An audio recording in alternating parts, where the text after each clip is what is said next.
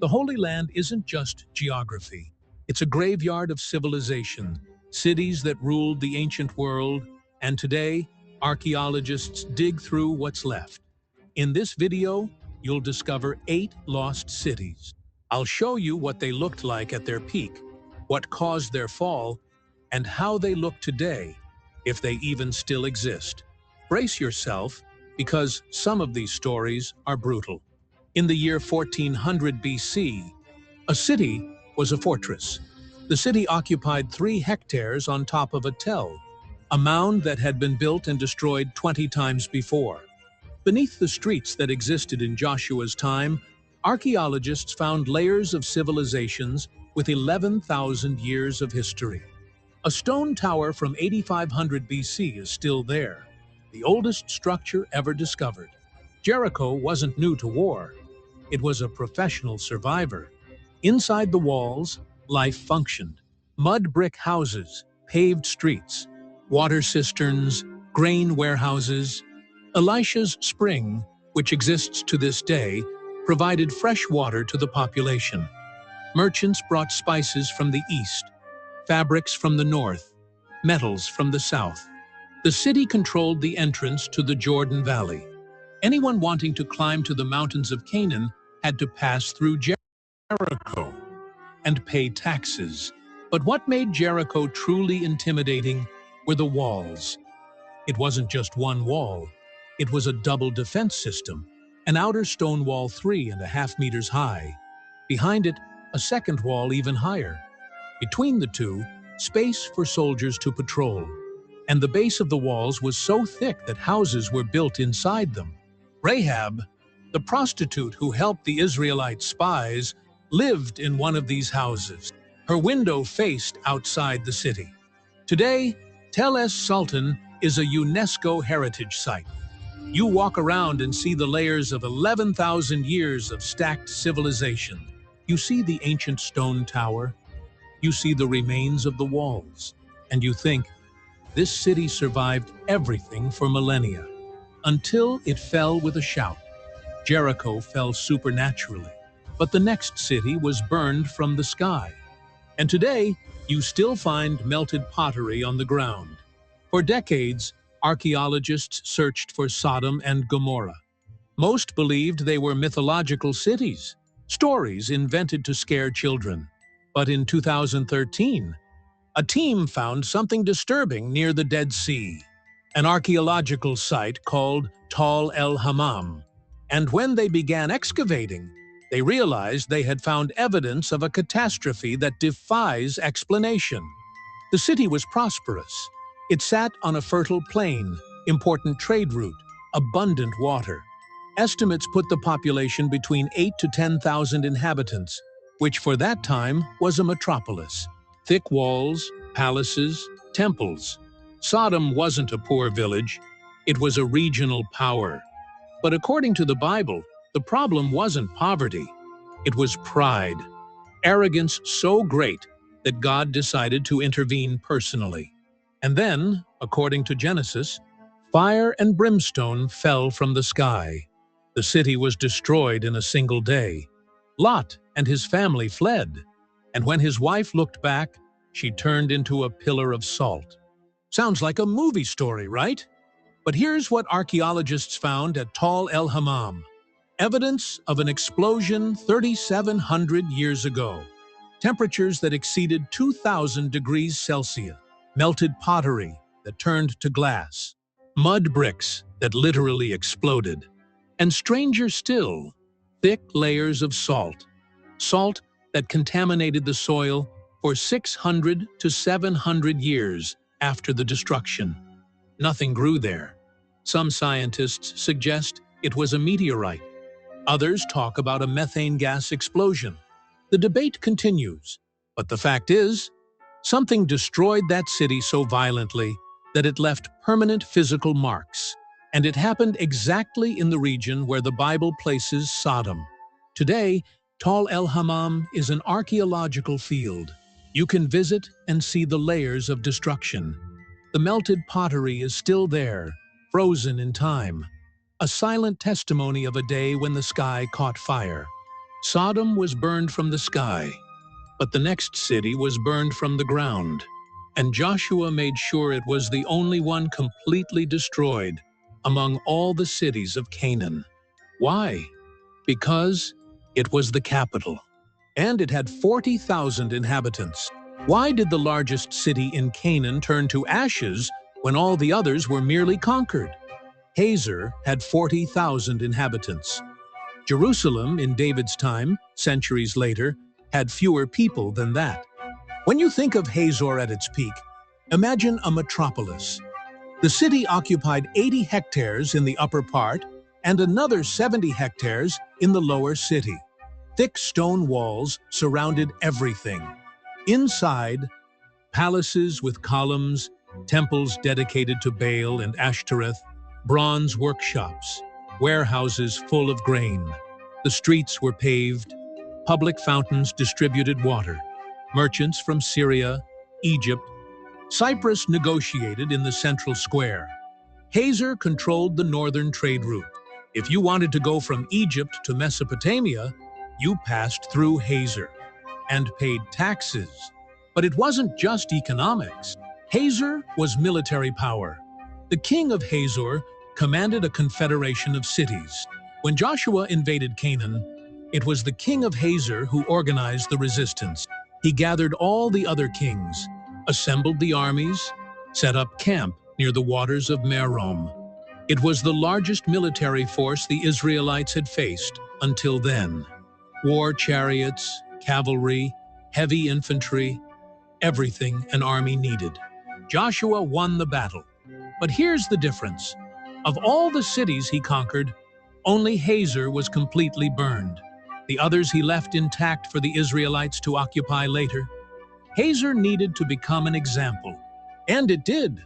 Yigael Yadin excavated Hazor between 1955 and 1958, and again in the 1960s. He found 21 layers of different civilizations built one on top of the other. But one specific layer stands out. Thick ash, collapsed structures, everything dated to 1200 BC by carbon-14 analysis. Exactly Joshua's time. And there's more. In 2012, Amnon Bentor's team from Hebrew University found ceramic jars full of burned wheat. The grain was stored, ready for use. It means the city fell quickly. No one had time to evacuate the supplies. It was devastating. Yadin also discovered a monumental water system, a tunnel that descends 40 meters to the water table, built centuries later by King Ahab, and that basalt stairway 4.5 meters wide that led to the royal palace. Today, Hazor has been a UNESCO World Heritage Site since 2005, along with Megiddo and Beersheba. The site is located 14 kilometers north of the Sea of Galilee, managed by the Israel Parks Authority. You walk around and see pieces of walls, palace foundations, that monumental stairway.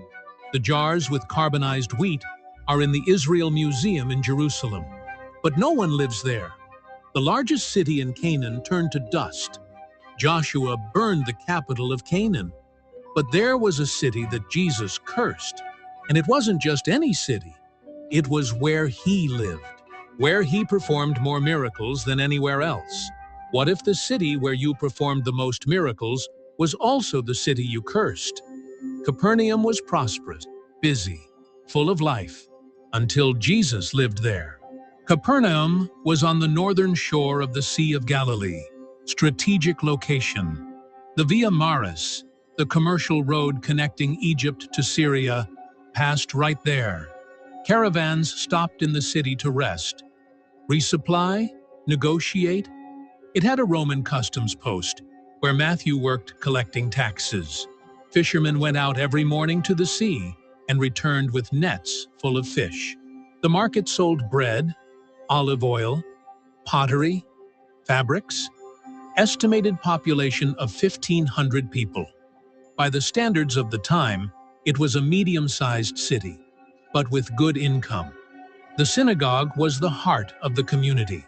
Built with black basalt stones, thick pillars supporting the roof. Every Sabbath, Men gathered there to read the Torah, discuss the law, pray. And it was exactly in this synagogue that Jesus began to teach. Matthew chapter 4 calls Capernaum his own city. He didn't just visit, he lived there. Peter, James, John, Andrew, all had houses in Capernaum. Jesus returned there after his travels, and it was there that more miracles happened than anywhere else. Jesus healed the centurion's servant without even touching the sick man. He healed Peter's mother-in-law of fever. A paralytic was lowered through the roof because the house was so full there was no more room. And Jesus healed him in front of everyone. He cast out demons. He calmed storms on the sea. The whole city saw these things. But here's the problem. Seeing miracles didn't change people's hearts. They treated Jesus like entertainment.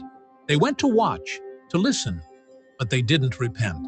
So Jesus did something no prophet had done before. He cursed the very city where he lived. In Matthew 11, he says that Capernaum will descend to hell. That if Sodom had seen the miracles that Capernaum saw, it would still be standing. And the curse was fulfilled. Capernaum was gradually abandoned after the 7th century. Franciscan friars bought the land in 1894 and began systematic excavations. Virgilio Corbo and Stanislao Lofreda excavated between 1968 and 1985 and identified Peter's house under a 5th century Byzantine octagonal church. The white limestone synagogue you see today is from the 4th century, but was built on the black basalt foundations of the 1st century synagogue where Jesus taught. Mortar and coin analysis confirm the dates. Today, Capernaum is administered by the custodians of the Holy Land. Capernaum rejected Jesus, but the next city was prophesied 600 years in advance to be abandoned. And today, literally, no one lives there. At its peak, the city of Ashkelon had 13,000 inhabitants. The city was right on the sea, with a protected natural harbor. Ships from Cyprus, Greece, Egypt docked there to trade. Inside the walls, which were 15 meters high and 50 wide at the base, life buzzed. Markets sold Tyrian purple, Athenian marble, Egyptian grain. Temples dedicated to Dagon and Baal-zebub stood in the center. Palaces with gardens occupied the noble district. The Philistines weren't barbarians. They had culture, architecture, advanced metallurgy. But Ashkelon had a problem. Israel's prophets hated it. Not because the city had directly attacked Jerusalem, but because it represented everything Israel wasn't. The Philistines worshipped idols, practiced rituals that the Israelites considered abominations. So, prophet after prophet announced judgment. Amos, Zephaniah, Jeremiah, all spoke against Ashkelon. But it was Zechariah who gave the most specific prophecy. Ashkelon will be abandoned. Zechariah 9, verse 5. In 604 BC, Nebuchadnezzar II of Babylon invaded the region. Ashkelon tried to resist, closed the gates, reinforced the walls, stockpiled food. It didn't help. The Babylonians were war machines. They broke the walls, invaded the city, killed the king, deported the population. Ashkelon fell. But here's the impressive detail. The city was rebuilt afterward. Greeks occupied it, Romans occupied it, Byzantines occupied it. But it never returned to what it was. And over time, it was being abandoned. Until in 1191, Richard the Lionheart destroyed what remained to prevent Muslims from using the port. After that, no one rebuilt it again. Today, Ashkelon is a national park. Archaeologists excavated and found the first Philistine cemetery ever discovered. With 145 skeletons, they found statuettes, painted pottery, gold jewelry, but no one lives there. But the next city suffered the worst military siege in ancient history, and the Assyrians documented everything in giant reliefs. the Assyrians built a ramp with 3 million stones to destroy this city. And they documented everything in reliefs, 27 meters long. Lachish was the second most important city in Judah, second only to Jerusalem. Lachish sat on a strategic hill, controlling the path between the coast and the Judean mountains. If you wanted to attack Jerusalem from the west, you had to pass through Lachish first.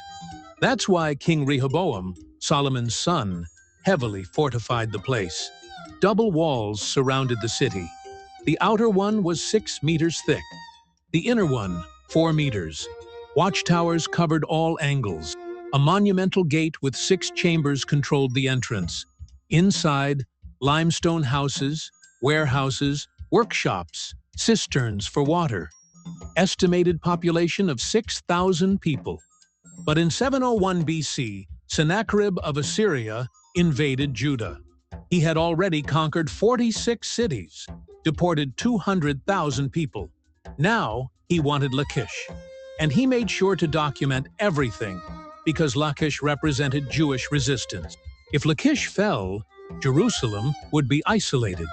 The siege was brutal. Archaeologists found a siege ramp that the Assyrians built. It wasn't a simple ramp. It was a massive structure made with 3 million stones, each weighing an average of 6 kilos. Assyrian soldiers carried these stones, stacked them one by one, creating an access route to the walls. Meanwhile, archers shot arrows upward, preventing the defenders from reacting. Mobile siege towers were pushed up the ramp. Battering rams pounded the walls. Inside the city, chaos. Archaeologists found ash layers 6 meters thick, Assyrian arrowheads embedded in the walls, skeletons of people who tried to flee and were killed, a mass grave with over 1,500 bodies thrown without ceremony. Lachish resisted as long as it could, but it fell. Sennacherib liked this victory so much that he ordered giant reliefs carved showing the siege. These reliefs are in the British Museum today. 27 meters of carved stone showing soldiers pushing the ramp, siege towers attacking, prisoners being impaled, families being deported. It's the most detailed visual documentation of an ancient siege we have. Lachish was rebuilt later, but never recovered its importance. Today, it's a tell, an archaeological mound. You climb up there and see the ramp still preserved. You see the broken walls, and you imagine the terror. Lachish had the worst military siege, but the next capital suffered something even worse: famine, and it reached cannibalism. What drives a mother to cook her own son? Hunger. Hunger so extreme that sanity disappears. And this happened in Samaria, the capital of the northern kingdom of Israel. Samaria was wealthy, very wealthy. King Omri chose a strategic hill and built the capital from scratch in 880 BC. It wasn't a renovation of an ancient city. It was a new, planned project. The hill stood 90 meters above the valley, giving total vision of the region. Double walls of white limestone gleamed in the sun. Ahab's palace, Omri's son, had walls decorated with carved ivory. Not painted ivory, real ivory, imported from Africa. Entire panels covered the walls. That's why the Bible calls it the ivory house in 1 Kings. It 1 Kings 22. Inside the city, luxury life. Cisterns carved in rock guaranteed water even in drought. Warehouses stocked wine, oil, wheat. The market sold Tyrian purple fabrics, Arabian spices, Egyptian jewelry. Estimated population of 30,000 people. Samaria wasn't just a political capital. It was a symbol of prosperity. But in 725 BC, King Hoshea made a fatal mistake. He stopped paying tribute to Assyria. Shalmaneser V didn't like it. The Assyrian army marched to Samaria, besieged the city, and waited 3 years. They didn't attack the walls. They simply cut off access. Nothing came in, Nothing went out, and they waited for the city to die of starvation. In the first year, they ate the stalks. In the second, they sacrificed the animals. In the third, there was nothing left, and that's when the horror recorded in 2 Kings chapter 6 happened. Two women made an agreement. They cooked one woman's son. The next day, when it was time to cook the other woman's son, the second woman hid the child. In 722 BC, the walls finally fell.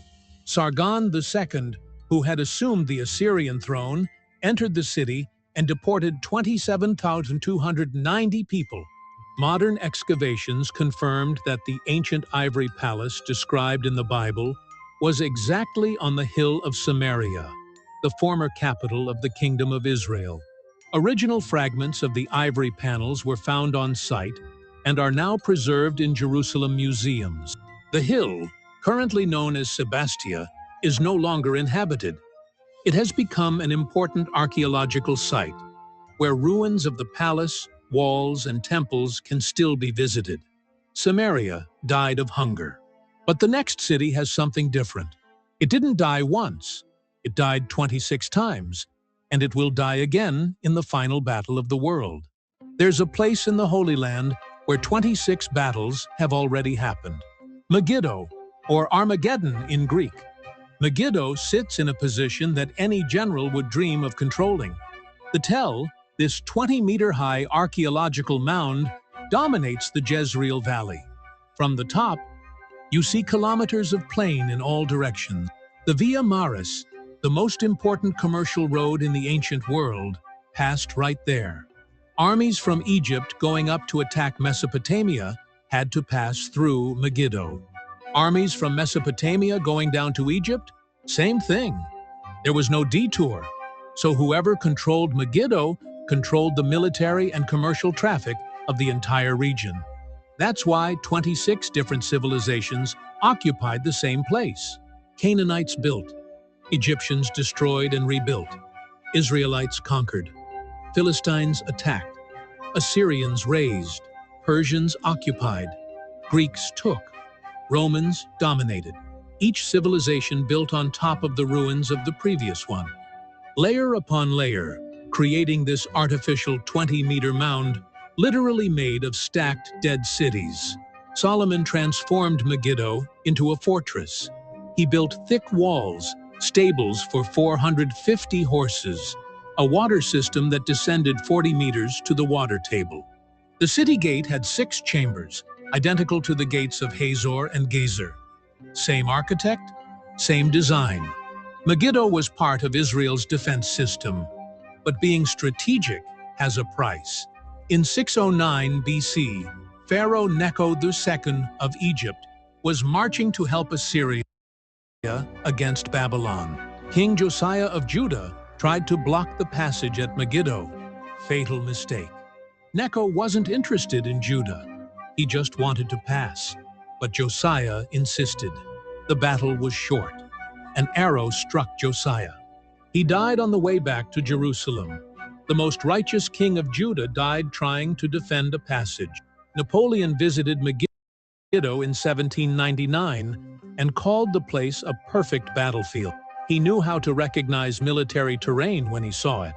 The Jezreel Plain accommodates entire armies.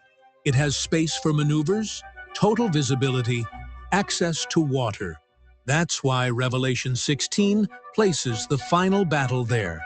Har Megiddo in Hebrew, Armageddon in Greek, the place where all the armies of the world will gather at the end of times. Megiddo today is a national park, UNESCO heritage site, along with Hazor and Beersheba. Tourists climb the Tell and see the 26 layers of destruction. They see Solomon's stables. They see the 6-chamber gate.